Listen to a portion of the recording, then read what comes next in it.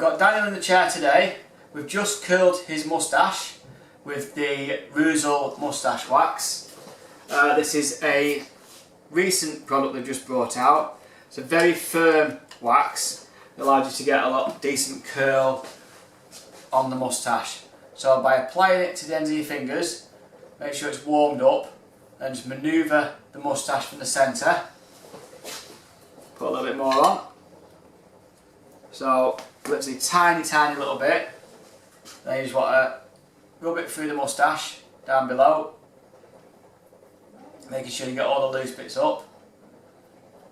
And then if you twist it there, it allows the height of the moustache to curl, and then a nice curl on the moustache to bring it round.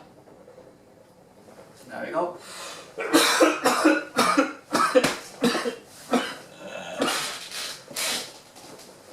Don't worry, that's not COVID.